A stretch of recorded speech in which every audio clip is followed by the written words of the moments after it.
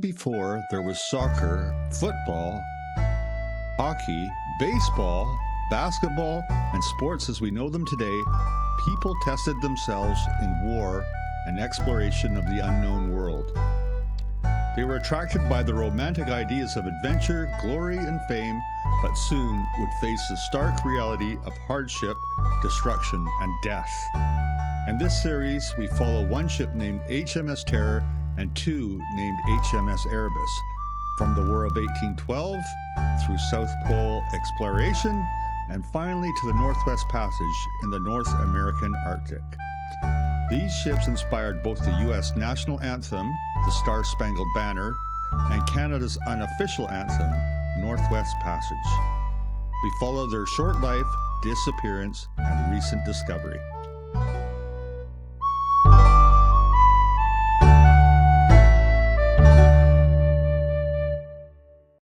On March 26, 2024, there was a spectacular bridge collapse in Baltimore, Maryland, the USA. It was the Francis Scott Key Bridge, named after the Baltimore lawyer who wrote the lyrics to the U.S. national anthem. In 1814, Francis Scott Key was standing on deck of a truce ship, guarded by British soldiers, surrounded by a flotilla of British warships almost at the exact same spot as his namesake bridge. His eyewitness account would eventually become the lyrics to the Star-Spangled Banner, the U.S. national anthem. But what led to these events? Why did it leave such an impression? And what happened to the British ships after this historic day? To set the stage, it's 1812. In Europe, Britain and almost every other country was fighting Napoleon's France. France was running out of supplies, and because they were at war, none of France's enemies would trade with her. They wanted to weaken the upstart nation. But the USA and France were good friends. They became republics at about the same time, and the US was happy to trade and resupply France. Britain, wanting to weaken her enemy, didn't want the US resupplying France. So they put in a naval blockade on the East Coast and stopped US-French trade. Let's call that reason number one for the US wanting to go to war with Britain. British Army deserters would go to the US to avoid fighting Napoleon. Remember, the US gained independence just 30 years before, and Britain and British settlers in the US and Canada had almost identical cultures and probably accents. The British would find deserters in the big American cities and force them back into the army. That was called impressment, and the U.S. didn't like it. That was reason number two. The U.S. wanted to expand its territory in the Northeast, what was then called the Indian Territory. But the British opposed that expansion and supported Tecumseh and the indigenous people, probably as a buffer to stop U.S. expansion into British territory. That was reason number three. Although it's debated, many people think that because the U.S. knew the British Army was preoccupied with Napoleon in Europe, the soldiers in Canada were being shipped to Europe, and the Canadian defenses were low. It was a good time to invade Canada and expand the U.S. territory. That was reason number four. Because of these four reasons, the U.S. government voted to go to war. With great dispute, the vote nearly passed, and the U.S. made a formal declaration of war. It was 1812, and this war is now known as the War of 1812. As a side note, unlike the United States, in Canada we didn't study this war very much in school. But I knew the 1812 Overture, that famous classical piece of music by Tchaikovsky, with the cannons at the end.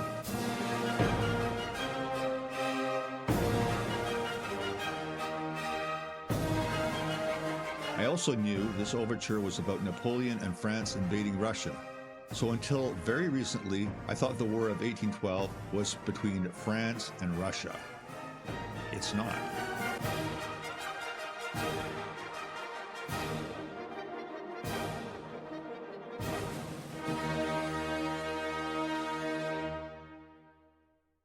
In the U.S., citizens were torn. New England flat out refused to go to war and even threatened to leave the U.S. In Baltimore, the key bridge city, there were major violent riots between the pro-war and anti-war sides. Meanwhile, overseas in London, there was a new government. They knew nothing about the U.S. declaration of war, and ironically, they decided to end the naval blockade. After all, they were losing money too, and they could use those ships in Europe. They sent a message to the U.S. by way of Halifax, Nova Scotia, but by the time the message got there, the war was already on.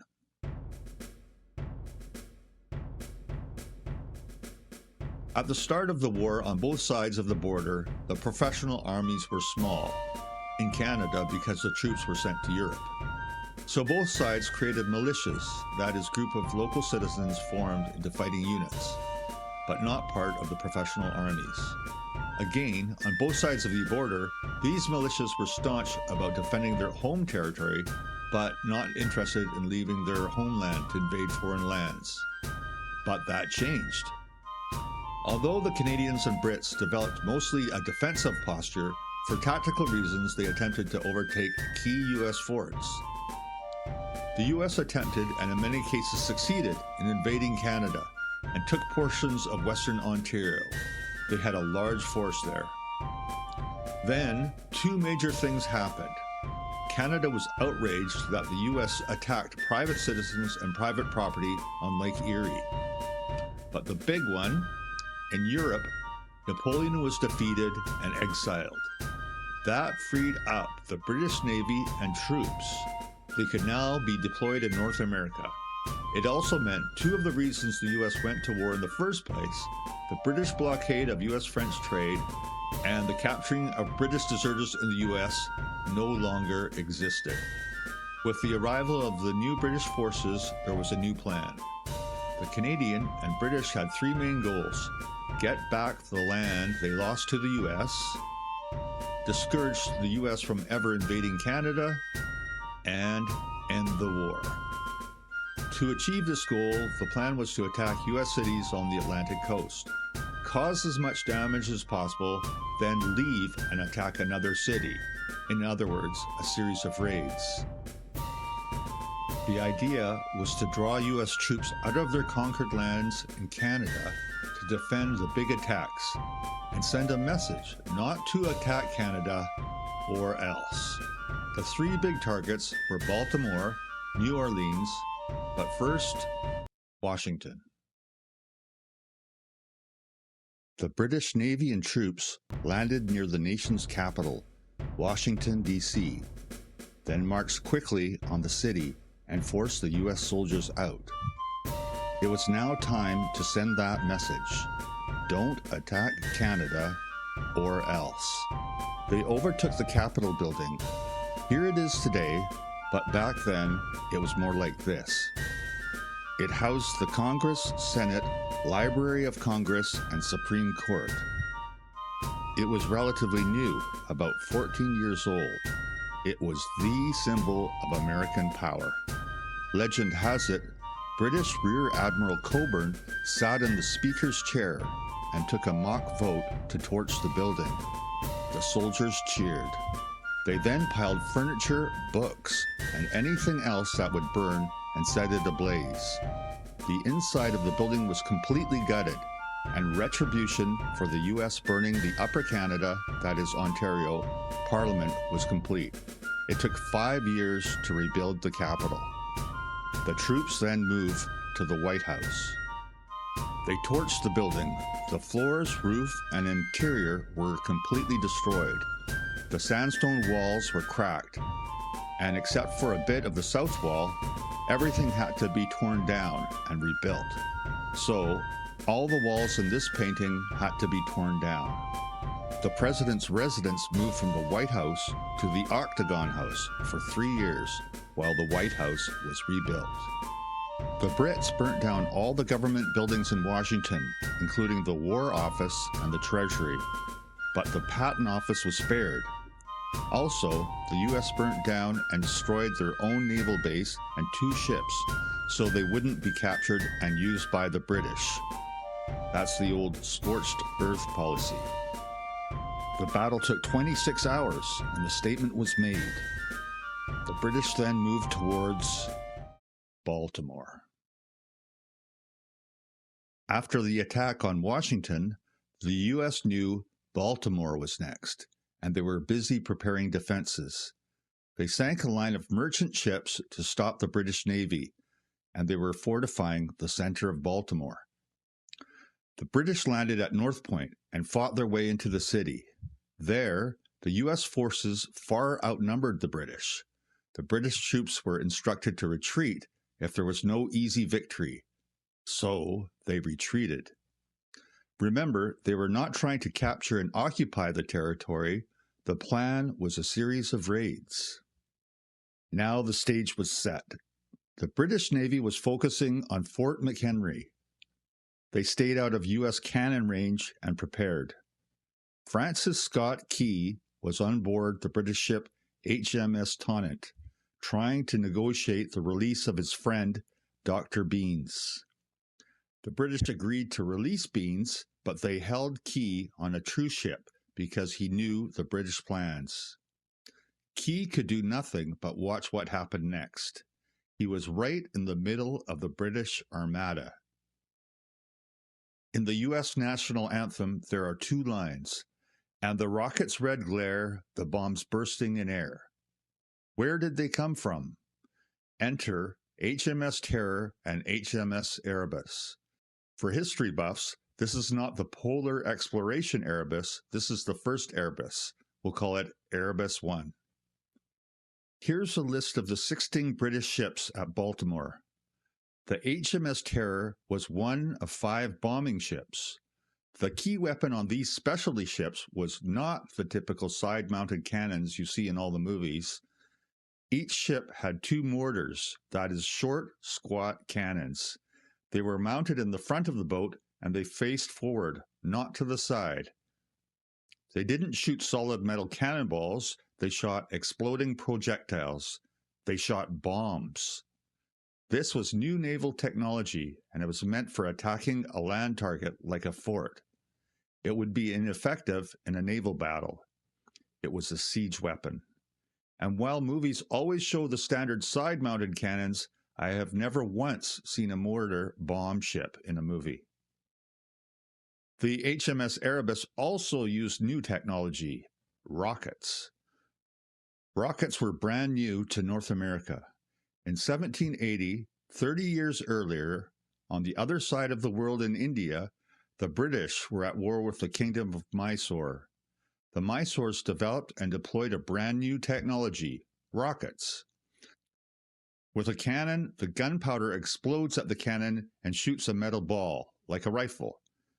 But rockets are self-propelled, that is, the gunpowder is in the rocket. Fire shoots out the back, leaving a tail of fire like space rockets. At night, you can't see a cannonball flying through the air, but the fiery tail of a rocket stands out in the black sky. They were new, they were spectacular, and they were terrifying. In the Mysore War, the British recovered hundreds of these rockets. They sent them to England, and a man named William Congreve first reverse-engineered them, then took them a step further. Britain tested them in the war with Napoleon's France. The Duke of Wellington, who eventually defeated Napoleon at Waterloo, hated these rockets and didn't want to use them because they were very inaccurate. But they were very good at causing fires, and Wellington's higher-ups thought they had potential, so they forced Wellington to use them. This is when 2 British ships, the HMS Galgo and the HMS Erebus, that is Erebus 1, were converted to rocket ships. And on September 12th, 1814, one of these ships, the Erebus, was anchored off Baltimore, and alongside her, the Terror, just out of U.S. cannon range. Fort McHenry was in the distance. Francis Scott Key was in the middle of the British Armada on the deck of the truce ship Tonnant. In the morning, the shelling commenced. The British stayed out of range of the U.S. cannons and pounded Fort McHenry. The Terror boomed mortar with cannons larger than any U.S. cannon, and the Erebus sizzled the strange new rockets. They shelled all through the day, but they didn't stop. They shelled all through the night, and the sky lit up with spectacular, never-before-seen rocket trails and bomb explosions. By the next morning, between 1,200 and 1,500 ordnance were spent. Francis Scott Key was the first and possibly the only U.S. citizen to be stationed within the enemy ranks as they fired these brand new weapons. Fresh off the total destruction of Washington, Key must have expected that Fort McHenry would be totally destroyed. But in the morning, when the bombing stopped and literally the smoke cleared, the U.S. raised a giant flag over the distant Fort McHenry. It was a miraculous-like finale to a crazy 25 hours, and Key recorded his account and jubilation in the poem The Battle of Baltimore. This would eventually be set to the music of the British song To Anacreon in Heaven and be renamed the Star-Spangled Banner. And in 1931, 120 years after this battle, it would become the official national anthem of the United States of America. The rocket's red glare was from the Erebus, and the bombs bursting in air was from the Terror. A British landing party probed the fort's defenses. Their orders were to advance if there was an easy victory, but if not, retreat, regroup, and move on to the next target. They were far outnumbered and saw no obvious weakness in the U.S. defense, so they retreated, regrouped, and moved on to New Orleans. The Battle of New Orleans was a complete U.S. victory. In military terms, Washington was a heavy loss. Francis Scott Key's Battle of Baltimore was a tie, a draw, a stalemate, and New Orleans was a complete victory. Again, in military terms, if there was going to be a national anthem about the power of a nation, you would think it would be about the Battle of New Orleans. And maybe that's why the Star-Spangled Banner was not made the official national anthem for 120 years. But for a pure, mind-blowing, spectacular 25 hours, it's hard to argue against Baltimore's Fort McHenry. Let's just say it would make a better movie. Since 1813, the U.S. was willing to enter peace negotiations, but part of their demands were Britain end the naval blockade so the U.S. could trade with France, and Britain end impressment, that is, forcibly recovering British deserters in the United States. But while the war with Napoleon was still on, these were non-starters for Britain, and they didn't show up to any negotiations. But after Napoleon was defeated in April, Britain no longer needed the naval blockade or impressment, so they were open to talk. Plus, the Liverpool and Bristol merchants wanted to resume trade with the U.S., and the public wanted to end the higher taxes needed for the war. When negotiations began, Britain, under Prime Minister Robert Jenkinson, demanded the U.S. give them the state of Maine and the territories around the Great Lakes. If you think that's funny, U.S. President James Madison demanded to be given all of Canada. Luckily, more reasonable heads prevailed. The Duke of Wellington, who is now a hero after defeating Napoleon, wrote a scathing letter to Prime Minister Jenkinson saying Britain had no right to the U.S. lands. And on the other side, the negotiators, including a young future President John Quincy Adams, simply did not mention their leaders' demands for Canada. In the end, both sides agreed to restoring the borders to what they were before the war began. They signed the Treaty of Ghent in Belgium on Christmas Eve, 1814. It took a month for the treaty to reach the United States, and on February 17, 1850, The war was officially over.